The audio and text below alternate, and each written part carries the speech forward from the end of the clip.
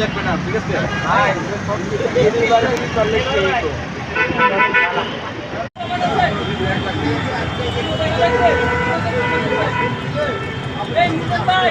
ভাই আপনার সারা মতো দিচ্ছে না